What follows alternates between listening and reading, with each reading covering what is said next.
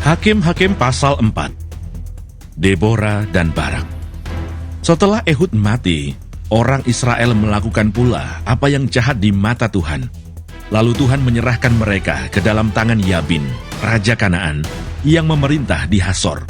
Panglima tentaranya ialah Sisera, yang diam di Haroset Hagoyim. Lalu orang Israel berseru kepada Tuhan, sebab Sisera mempunyai 900 kereta besi, dan 20 tahun lamanya ia menindas orang Israel dengan keras. Pada waktu itu Debora, seorang nabiah, istri Lapidot, memerintah sebagai hakim atas orang Israel.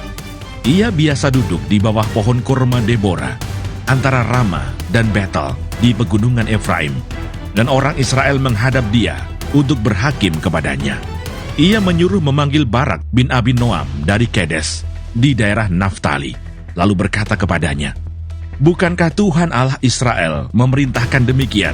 Majulah, bergeraklah menuju Gunung Tabor, dengan membawa 10.000 orang Bani Naftali dan Bani Zebulon bersama-sama dengan engkau, dan aku akan menggerakkan Sisera, panglima tentara Yabin, dengan kereta-keretanya dan pasukan-pasukannya, menuju engkau ke sungai Kison, dan aku akan menyerahkan dia ke dalam tanganmu."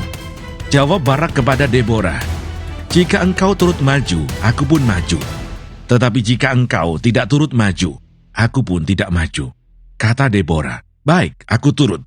Hanya engkau tidak akan mendapat kehormatan dalam perjalanan yang engkau lakukan ini, sebab Tuhan akan menyerahkan Sisera ke dalam tangan seorang perempuan." Lalu Debora bangun berdiri dan pergi bersama-sama dengan Barak ke Kedes.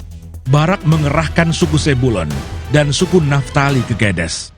Maka 10.000 orang maju mengikuti dia. Juga Debora maju bersama-sama dengan dia. Adapun Heber, orang Keni itu, telah memisahkan diri dari suku Keni, dari anak-anak Hobab, ipar Musa, dan telah berpindah-pindah memasang kemahnya, sampai ke pohon Tarbantin di Saanaim yang dekat Kedes. Setelah dikabarkan kepada Sisera bahwa Barak bin Abinoam telah maju ke Gunung Tabor, dikerahkannyalah segala keretanya, 900 kereta besi, dan seluruh rakyat yang bersama-sama dengan dia, dari Haroset Hagoyim ke sungai Kison. Lalu berkatalah Debora kepada Barak, "Bersiaplah, sebab inilah harinya Tuhan menyerahkan Sisera ke dalam tanganmu. Bukankah Tuhan telah maju di depan engkau?" Lalu turunlah Barak dari Gunung Tabor, dan 10.000 orang mengikuti dia.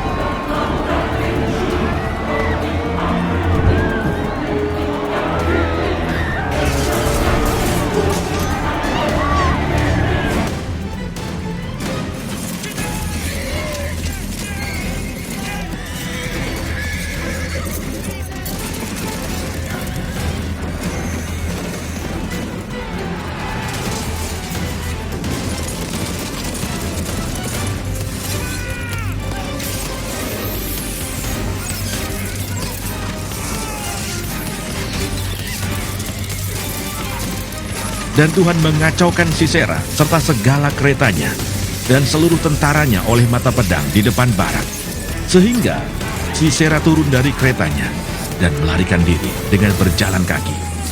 Lalu Barak mengejar kereta-kereta dan tentara itu sampai ke Haroset Hagoyim, dan seluruh tentara Sisera tewas oleh mata pedang. Tidak ada seorang pun yang tinggal hidup. Tetapi Sisera dengan berjalan kaki melarikan diri ke kemah Yael, istri Heber, orang Keni itu. Sebab ada perhubungan baik antara Yabin, Raja Hasor, dengan keluarga Heber, orang Keni itu. Yael itu pun keluar mendapatkan Sisera dan berkata kepadanya, "Singgahlah tuanku, silakan masuk, jangan takut." Lalu singgahlah ia ke dalam kemah perempuan itu, dan perempuan itu menutupi dia dengan selimut. Kemudian berkatalah ia kepada perempuan itu, "Berilah kiranya aku minum air sedikit, aku haus." Lalu perempuan itu membuka kirbat susu, diberinyalah dia minum, dan diselimutinya pula. Lagi katanya kepada perempuan itu, "Berdirilah di depan pintu kemah, dan apabila ada orang datang dan bertanya kepadamu, 'Ada orang di sini?' maka jawablah, 'Tidak ada.'" Tetapi Yael, istri Heber, mengambil patok kemah. Diambilnya pula palu, mendekatinya diam-diam, lalu dilantaknyalah patok itu masuk ke dalam pelipisnya sampai tembus ke tanah, sebab ia telah tidur nyenyak karena lelahnya. Maka matilah orang itu. Pada waktu itu muncullah Barak yang mengejar Sisera. Keluarlah Yael mendapatkan dia dan berkata kepadanya, "Mari, aku akan menunjukkan kepadamu orang yang kau cari itu." Lalu masuklah Barak ke dalam, dan tampaklah Sisera mati tergeletak dengan patok dalam pelipisnya. Demikianlah Allah pada hari itu menundukkan Yabin, raja Kanaan, di depan orang Israel, dan kekuasaan orang Israel kian keras menekan Yabin, raja Kanaan, sampai mereka melenyapkan Yabin, raja Kanaan itu. Hakim-Hakim pasal 5. Nyanyian Deborah. Pada hari itu bernyanyilah Deborah dan Barak bin Abinoam demikian, karena pahlawan-pahlawan di Israel siap berperang, karena bangsa itu menawarkan dirinya dengan sukarela. Pujilah Tuhan. Dengarlah ya raja-raja, pasanglah telingamu ya pemuka-pemuka. Kalau aku mau bernyanyi bagi Tuhan, bermazmur bagi Tuhan Allah Israel. Tuhan, ketika Engkau bergerak dari Seir, ketika Engkau melangkah maju dari daerah Edom, berguncanglah bumi, tirislah juga langit, juga awan tiris airnya. Gunung-gunung, yakni Sinai, bergoyang di hadapan Tuhan, Allah Israel. Dalam zaman Samgar bin Anat, dalam zaman Yael, kafilah tidak ada lagi, dan orang-orang yang dalam perjalanan terpaksa menempuh jalan yang berbelit-belit. Penduduk pedusunan diam-diam saja di Israel. Ya, mereka diam-diam, sampai engkau bangkit Deborah, bangkit sebagai ibu di Israel. Ketika orang memilih Allah baru, maka terjadilah perang di pintu gerbang. Sesungguhnya, perisai ataupun tombak tidak terlihat di antara 40.000 orang di Israel. Hatiku tertuju kepada para panglima Israel, kepada mereka yang menawarkan dirinya dengan sukarela di antara bangsa itu. Pujilah Tuhan. Kamu yang menunggang keledai betina putih, kamu yang duduk di atas permadani, kamu yang berjalan di jalan, ceritakanlah hal itu. Di tempat-tempat penimbaan air, menurut suara orang-orang yang berdendang, di sanalah orang menyanyikan perbuatan Tuhan yang adil. Perbuatannya yang adil terhadap orang-orangnya di pedusunan di Israel. Pada waktu itu turunlah umat Tuhan ke pintu gerbang. Bangunlah, bangunlah Deborah. Bangunlah, bangunlah. Nyanyikanlah suatu nyanyian. Bangkitlah Barak, dan giringlah tawananmu, hai anak Abinoam. Lalu turunlah para bangsawan yang terluput. Umat Tuhan turun baginya sebagai pahlawan. Dari suku Efraim, mereka datang ke lembah, mengikuti engkau, ya suku Benyamin, dengan laskarmu. Dari suku Mahir, turunlah para panglima. Dan dari suku Zebulon, orang-orang pembawa tongkat pengerah. Juga para pemimpin suku Isakar menyertai Deborah. Dan seperti Isakar, demikianlah Naftali menyertai Barak. Mereka menyusul dia dan menyerbu masuk lembah. Tetapi pihak pasukan-pasukan suku Ruben, ada banyak pertimbangan. Mengapa engkau tinggal duduk di antara kandang-kandang, sambil mendengarkan seruling pemanggil kawanan? Di pihak pasukan-pasukan suku Ruben, ada banyak pertimbangan. Orang Gilead tinggal diam di seberang sungai Yordan. Dan suku Dan, mengapa mereka tinggal dekat kapal-kapal? Suku Aser duduk di tepi pantai laut, tinggal diam di teluk-teluknya. Tetapi suku Zebulon ialah bangsa yang berani mempertaruhkan nyawanya. Demikian juga suku Naftali di tempat-tempat tinggi di padang. Raja-raja datang dan berperang. Pada waktu itu raja-raja Kanaan berperang dekat Ta'anah pada mata air di Megido. tetapi perak sebagai rampasan tidak diperoleh mereka.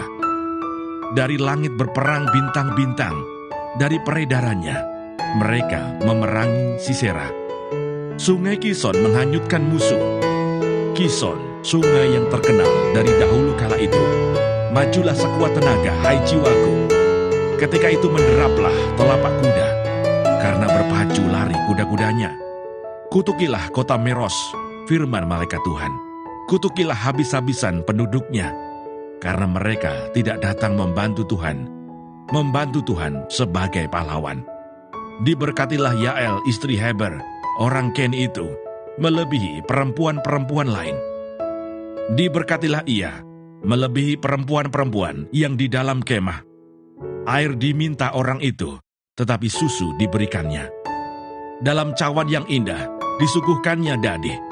Tangannya diulurkannya mengambil patok. Tangan kanannya mengambil tukul tukang. Ditukulnya Sisera, dihancurkannya kepalanya. Diremukkan dan ditembusnya pelipisnya. Dekat kakinya orang itu rebah, tewas tergeletak. Dekat kakinya orang itu rebah dan tewas. Di tempat ia rebah, di sanalah orang itu tewas, digagahi. Dari jendela ibu Sisera menjenguk dan berseru dari tingkap, mengapa keretanya tak kunjung datang?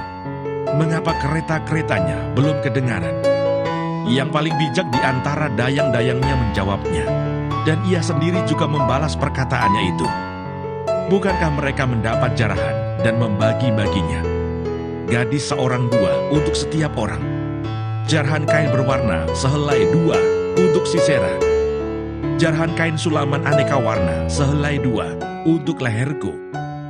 Demikianlah akan binasa segala musuhmu ya Tuhan. Tetapi orang yang mengasihinya bagaikan matahari terbit dalam kemegahannya. Lalu amanlah negeri itu 40 tahun lamanya.